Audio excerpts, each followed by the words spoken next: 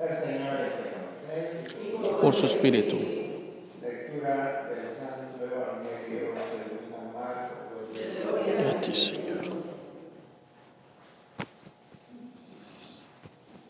En aquel tiempo uno de los escribas se acercó a Jesús y le preguntó: ¿cuál es el primero de todos los mandamientos? Jesús le respondió: el primero es: escucha, Israel, el Señor nuestro Dios es el único Señor. Amarás al Señor tu Dios con todo tu corazón, con toda tu alma, con toda tu mente y con todas tus fuerzas. El segundo es este: amarás a tu prójimo como a ti mismo. No hay ningún mandamiento mayor que este. El escriba replicó: muy bien, maestro, tienes razón cuando dices que el Señor es único y que no hay otro fuera de él, y amarlo con todo el corazón, con toda el alma, con todas las fuerzas, y amar al prójimo como a sí mismo, vale más que todos los holocaustos y sacrificios. Jesús, viendo que había hablado insensatamente, le dijo: no estás lejos del reino de Dios. Y a nadie se atrevió a hacerle más preguntas.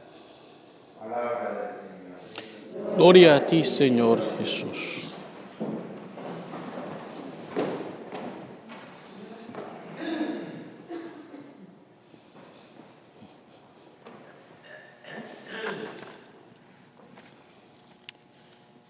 La invitación que Dios nos hace durante toda la Cuaresma es permanente. Conviértanse y crean en el Evangelio. Y hoy la primera lectura del libro del profeta Oseas nos trae una vez más este mensaje. Israel, conviértete al Señor Dios tuyo, pues tu maldad te ha hecho sucumbir. Arrepiéntanse y acérquense al Señor para decirle: perdona todas nuestras maldades, acepta nuestro arrepentimiento sincero, que solemnemente te prometemos. Una de las cosas que yo creo que nos hace más mal en nuestra vida espiritual es cuando tal vez no nos damos cuenta de que hay razones suficientes por las cuales nosotros debemos pedir perdón y sentirnos arrepentidos. Cuando yo llego a pensar de que soy suficientemente bueno y que no le hago mal a nadie y que realmente no tengo ningún pecado, es cuando entonces tal vez estoy en riesgo de estar autoengañándome y estarme causando un mal espiritual. Por más buenos que seamos, por más buena voluntad que tengamos, somos hechos de barro. Y por eso tenemos nuestras luchas contra el mal, contra el pecado. En ocasiones, por ejemplo, nuestros defectos de carácter son cosas que tal vez son pequeñas, pero que vale la pena que también nos esforcemos por eliminar de nuestras vidas. Yo no sé cuántos de ustedes les gusta el béisbol, pero a mí me apasiona mucho. Y cuando yo jugaba béisbol en mis años de adolescencia, yo jugaba la tercera base, y esa le dicen la esquina caliente. La esquina caliente porque muchos de los batazos que salen por allí son bastante fuertes. Pero en el barrio donde yo jugaba, era un barrio relativamente pobre, teníamos nosotros que limpiar el campo de béisbol todos los viernes antes del juego del sábado, porque se jugaban otros deportes y teníamos que cuidar bien de que no hubiera ningún tipo de piedra en el infield. ¿Por qué? Porque una piedra puede ser de gran riesgo. Si la pelota pega en esa piedra, es capaz de que da un salto inesperado y le puede dar uno en el ojo o en la boca y tal vez quitarle 1 o 2 dientes. Nosotros nos preocupábamos no solamente por quitar las piedras que todo el mundo veía, también quitábamos las pequeñas, las que se veían solo cuando nos acercábamos, porque a pesar de ser piedras pequeñas, estas podían causar lo que anteriormente les dije. Si la pelota pega en ella, da un mal salto y nos perjudica. La Cuaresma, pues, es la invitación de Dios para que nosotros no solamente quitemos los pecados mortales, también los veniales, porque esos nos causan un mal y no nos permiten crecer en santidad. Ahora bien, cuando hablamos de arrepentirnos, tenemos que entender bien lo que la Iglesia y lo que Dios quiere de nosotros por medio de esta palabra. Y recuérdense que nosotros recitamos siempre el acto de contrición cuando venimos a misa o cuando hacemos nuestra oración personal también. Hay una diferencia entre atrición y contrición, y a mí siempre me gusta explicarla. La atrición es cuando yo me arrepiento por miedo al castigo que voy a merecer por la mala acción que he hecho.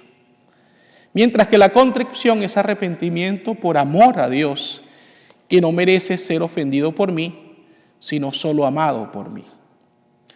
Les voy a poner un ejemplo sencillo. Me ha pasado que en algunas ocasiones voy manejando en cualquier autopista de Miami o incluso en otra ciudad. Y hay vehículos que me pasan a alta velocidad. Pero en algunas ocasiones hay una patrulla de la policía que va también allí, en la autopista.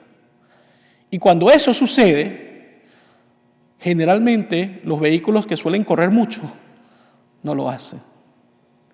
Pero inmediatamente que la patrulla de la policía se baja de la autopista, ¿qué hacen las personas? Vuelven a acelerar, vuelven a subir la velocidad. ¿Por qué? Porque realmente el respetar la ley para ellos no es un signo de que quieran cuidar de su vida o la vida de los demás, a la cual ponemos en riesgo cuando estamos a una velocidad exagerada, sino que el respetar la ley para ellos significa tratar de evitar la multa que me va a venir si el policía me detiene. ¿Vieron la diferencia? Realmente no es cuestión solamente de evitar una multa, es cuestión de cuidar de tu vida y la vida de los demás. Ese es un ejemplo entre lo que es realmente una actitud correcta y una actitud no tan correcta. Si bien es cierto, la atrición también genera arrepentimiento, lo triste es que solamente es por miedo a un castigo, mientras que la contrición es por amor a Dios. Dios no merece ser ofendido por nosotros. Y eso es lo que tiene que marcar la pauta para que nosotros nos arrepintamos y dejemos de pecar. Por otro lado, tenemos también el Evangelio que nos presenta el tema del amor. Y fíjense, este escriba se acerca a Jesús, al menos por lo que se percibe en el texto, con buenas intenciones. En otras ocasiones, los fariseos, los maestros de la ley, se acercaban a Jesús para ponerlo a prueba, para tenderle una trampa. En este caso no es así. Este hombre tiene una pregunta legítima, tal vez no porque no la sepa, es decir, él sabe la respuesta, pero tiene curiosidad acerca de la persona de Jesús, quiere confirmar que él es el Mesías. Y es por eso que le pregunta, y Jesús le responde, incluso de una manera inesperada para él, porque le da una respuesta mucho más amplia de lo que tal vez ese escriba esperaba. ¿Cuál es el primero de todos los mandamientos? Y Jesús le da dos en uno: amar a Dios y amar al prójimo. Esto se entiende claramente porque recordemos que Dios es amor. Él es el que nos ama primero y nos enseña a amarle a Él, a responderle. En la medida en la cual existe un amor entre Dios y mi persona, y yo le retribuyo a Él, es como yo puedo eventualmente amar a los demás. Hay una película muy bonita llamada Fireproof, y es sobre una pareja que está teniendo una crisis matrimonial. Y este muchacho le da la oportunidad a Dios de entrar en su vida para poder salvar su matrimonio. Y en una escena de esta película, la esposa le pregunta, ¿por qué haces todo esto? ¿Por qué has cambiado tanto? Y él le dice, porque Dios me ha mostrado su amor y me ha enseñado a amarte de una manera como nunca antes yo te había amado. Es obvio entonces que para poder amarnos entre nosotros de la manera como Dios quiere, tiene que haber primero ese intercambio de amor entre Dios y nosotros. Por eso Jesús une, porque es imposible amar al prójimo si previamente no amamos a Dios. Para terminar esta homilía, simplemente mencionar algo que se me hace interesante, y es que una vez que este escriba escucha la respuesta de Jesús, él repite lo que Jesús ha dicho. Él repite.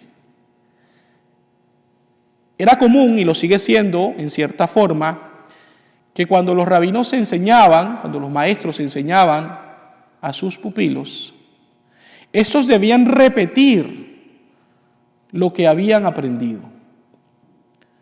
De esa manera, ellos demostraban que habían comprendido lo que habían escuchado, pero no solamente esto, cuando lo repetían, era porque asumían a ese maestro como su maestro. Le demostraban que estaban de acuerdo con lo que habían escuchado y lo asumían como maestro.